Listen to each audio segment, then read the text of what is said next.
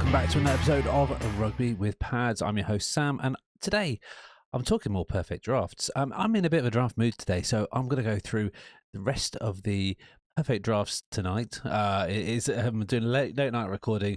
You'll be hearing this probably on an early morning commute, hopefully. But hopefully this fills your day with joy, thought, and excitement for your own drafts. Now, episode 1, we did a draft from position 1. You know, the year before, let's say you didn't do so well. Gives you a great opportunity to do well this year. And of course, picking Jamar Chase first makes a lot of sense. But what happens if you were just bang average last year? In a 12-man league, sitting in the 6th, 5th, 7th spot is not great. You're not able to dictate what the draft does from either end. You're not, and it's one of my least favourite positions because it shows you were just mediocre last year, but you're not able to do the things you want to do with the draft, be able to dictate it. So how can you create a perfect draft? There is a way. There is value in these rounds, and the general advice that I would give is you have the ability to reach either way at any point, and almost, don't be turned on or turned off by what's happened. It always gets a bit weird on these kind of sessions where I'm talking just without a script or anything like that. It gives you the ability to switch and pivot. I think is a real big thing, to be able to change the sequence of drafts, and you have influence over everyone in the draft, whereas at the end, you generally have influence over the 2 or 3 people behind you or in front of you. You have influence over everyone because you can be the pivot spot if you make the right choices. Today, we're going to tell you what the right choices are to make. This is based on a 12-person PPR league. I'm drafting from the 6th. I have recreated this draft against real people on draft strategy, on draft simulators, etc. Free rooms, etc. To 90% accuracy, and we're going to go through the first 10 picks, and I've managed to get 9 out of these 10 picks in any one. I've managed to get the whole combination across them, but my batting average is probably around 80% of getting these. So if you're drafting from the 6th, you're 80% likely to be able to try and get this team, providing you know your teammates. Anyway, providing you know your league mates, which go back, listen to that episode.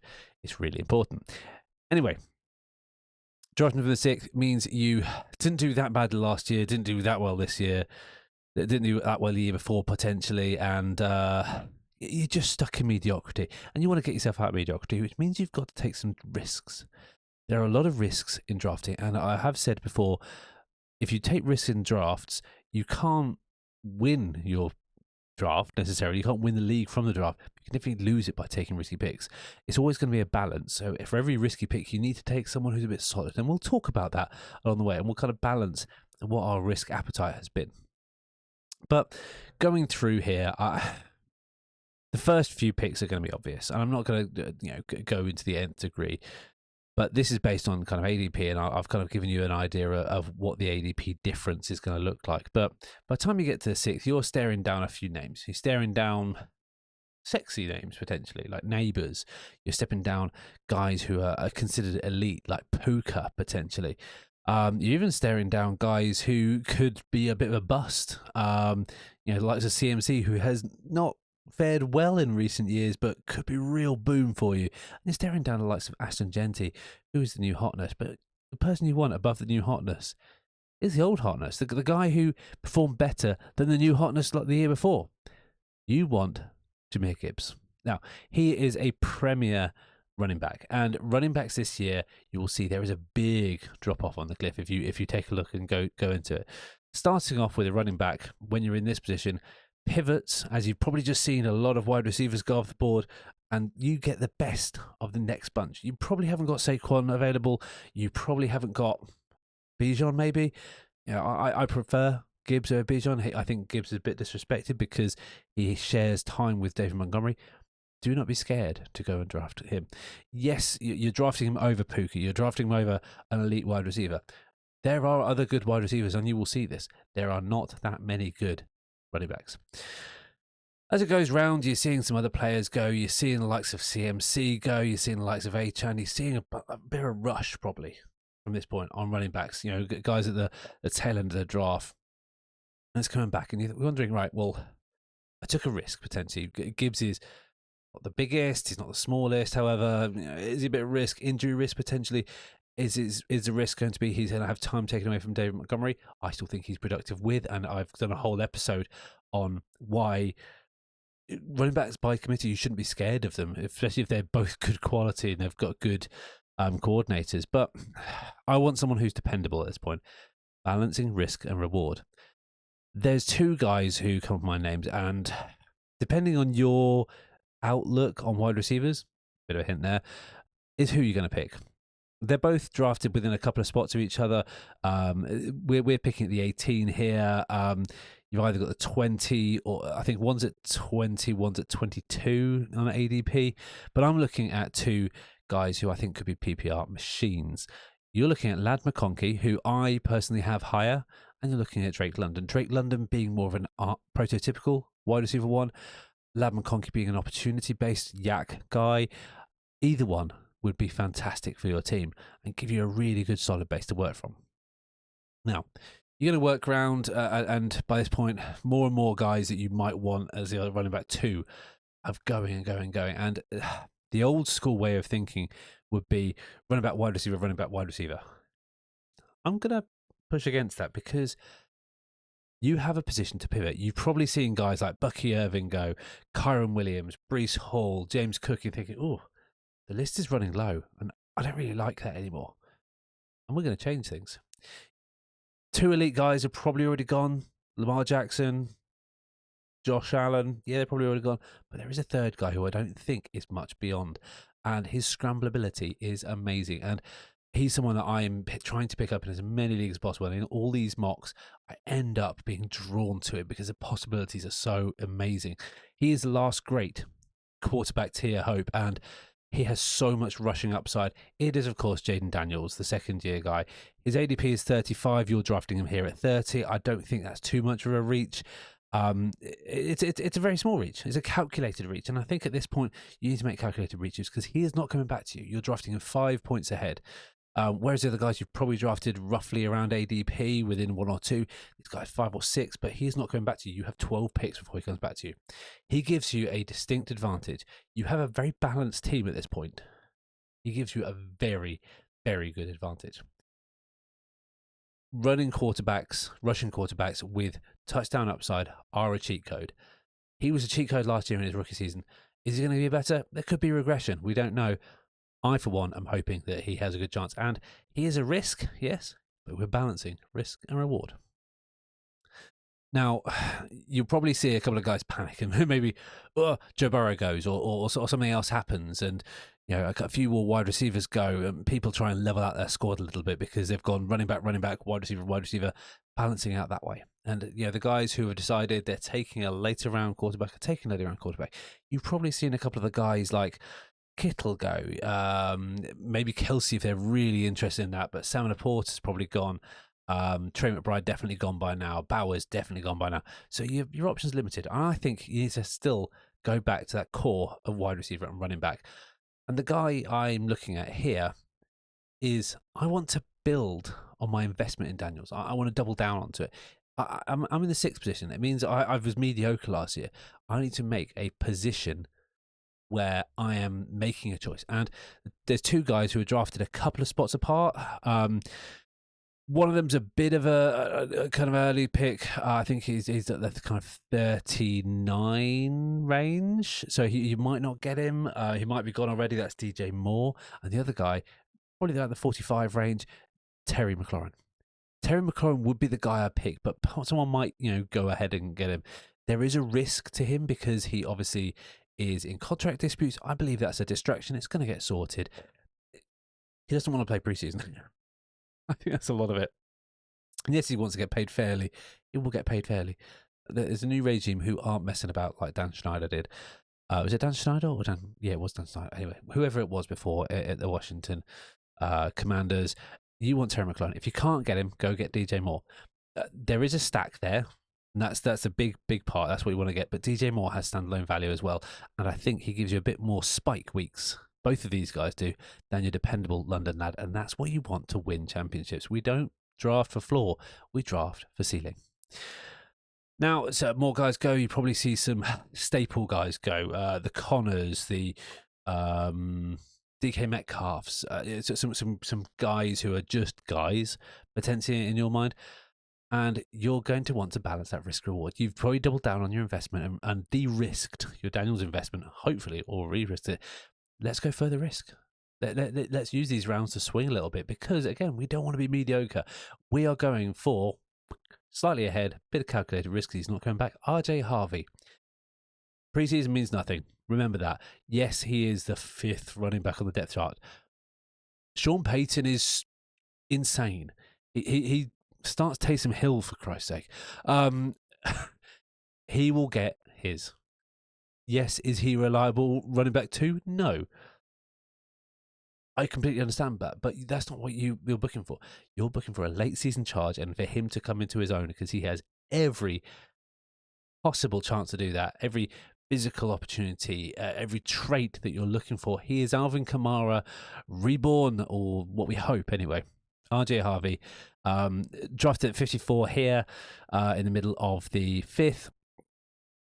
His ADP 58, again, calculated reach, but I think it's well worth it. You're only drafting 4 or 5 ahead. And again, this was where I got stung a couple of times. I missed out on this pick, and I had to pick someone like Marion Hampton potentially, or Caleb Johnson. There's a lot of variation at this point. But RJ Harvey's the guy I want. I'm going for a high. Well, actually, maybe you say it's low T, but in my opinion, high T PPR team here. Now, after that, you get some more guys. You get some old and busted guys. You get some guys who are, there. Maybe you see a couple more quarterbacks go, which leaves you open to do a lot of things. And I think there is some sterling value in the 6th. He was drafted a few seasons ago in the 4th, 3rd, and is a potential number 1 in his city if the old guy passes the torch. And he's been seeing, I know I said preseason means nothing. Preseason means nothing unless you want to follow the chain. But I'm bought in on Jalen Waddle. Drafted a bit ahead again. Yeah, probably going towards the end of the 6th, early 7th, but he's not coming back to you. And he is a fantastic boom or bust player. You are filling boom and bust here. Boom and bust, boom and bust. We love it. Potential number 1. He's become the guy in preseason for Tua. There is flies around me all over the place. It's late at night. I'm in a well-lit room. They're coming after me. Apologies. You see me swatting on YouTube if you're watching. If you're listening, you're probably just thinking I'm insane, but I'm not insane for telling you to go and pick up Waddle in the 6th round. So just to cover what we've got so far, we've got Daniels at quarterback, we've got Gibbs and RJ Harvey. Pass catchers. You've got volume in Ladd. You've got a potential number 1 candidate in Waddle. You've got Terry McLaurin, DJ Moore, number 1s in their respective positions. You have a very, very good team already. How can we build upon that? We build upon that by de-risking ourselves once again. So 7th, we take a step back. We go for 2 non-sexy names. One of them holds more risk than the other, but it depends on who you picked in the 2nd round. In the 4th round. You picked Terry or DJ Moore. You picked the opposite guy from the team because you don't want to carry this one. You picked Debo or Godwin. Godwin has a little bit of risk to him because even though he's a PPR guy, potential to miss a couple of games this season, but this is your 4th wide receiver. You can afford to take a pick. This is where in other drafts I've advised you to take Olave because I'm not worried about the CTE issues at this point. I'm not worried if he misses a couple of games because he wouldn't be in my lineup normally, but he can break into it. The other one is if you miss the stack with Terry McLaurin, go for Deebo Samuel. He's not a 1B. He's a different player, but he can be very productive. And again, double down on your investment in Jaden Daniels because I think it's like that, if I'm going to be honest, Jaden Daniels is the least risky investment you've got on this team. Both of them were drafted around pick 80, so no real reach here. You're drafting at 78 here. You then get a run on wide receivers, running backs, just guys, and you're left with a bit of a decision to make. Now, for some reason, their value has been so depressed.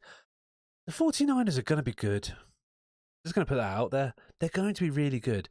I don't know why. I know Kittle's going to be good. I think Purdy's going to be good. They were good with a cast of randoms last year with Jennings, with Ayuk when he did play. If he did play, I can't remember now. But Ayuk has been dropped massively. He's probably just gone. But you're left with Jennings and Pearsall. One of them is going to come out as the camp favourite to be number 2. I for one, kind of pitching Pearsall. I really liked his personality and his profile coming in, both around the 90 mark. I think there's about 4 picks between them. Ayuk is maddening as a prospect, so you probably want to avoid him. But who could be the guy who could pick up the slack? I'm leaning towards Pearsall because Jennings has shown a bit of diva mentality. Whether that is approved, but he's shown productivity. Pearsall, less productivity, maybe more spurts. But again, this is your 5th wide receiver. Now, looking at a lineup, there is someone missing, and in the 9th round, you're going to go after that guy. This is the biggest tier break you will see. You are going to pick up Tucker Kraft, 7 picks ahead of his ADP. His ADP is 109. You're picking him at the 102 here. I think it's really good value. He is the last, in my opinion, guy who could be a top 10, maybe top 5 tight end at the end of the league.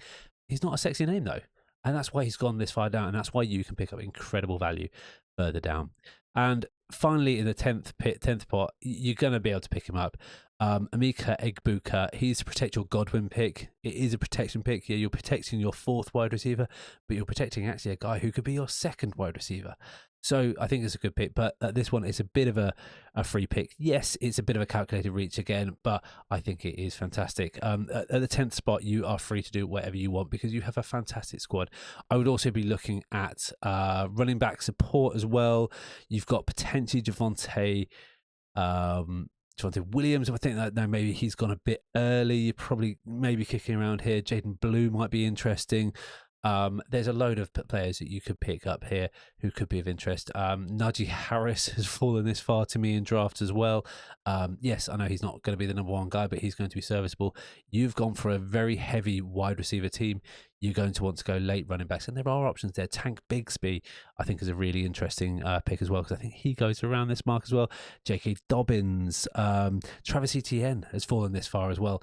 You take your pick, you take your poison. There's a lot of players that I think you could have a go at here. But for me, if I've gone Godwin, so let's say the ideal here is Gibbs, Ladd, Daniels, Terry, RJ Harvey, Waddle, Godwin, Pearsall, Kraft. I want Egbuka.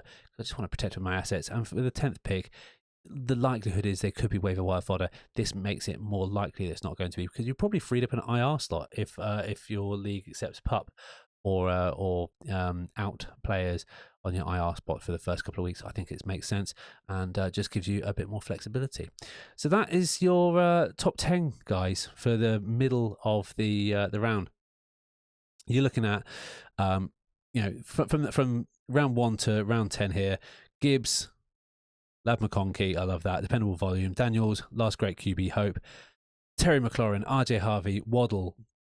I'm going to go Godwin over Debo, Pearsall over Jennings, Kraft and Egbuka.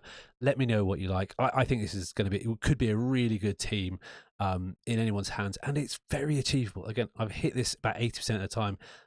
To a 90% value that is the best I've got. I haven't got it 100%, but I will keep trying for you guys and report on any live activity I've done. Anyway, thank you so much for listening. A bit longer than I was expecting. I got really interested in this one.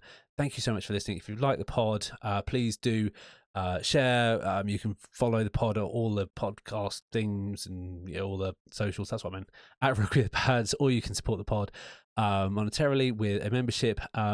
Rugbywithpads.com. It's support for as little as £1. You get 10% off all merch. We're going to be doing some new drops for the new season. And without further ado, losing my words here. Thank you so much for listening, and I will see you all very soon on the Virtual Gridiron.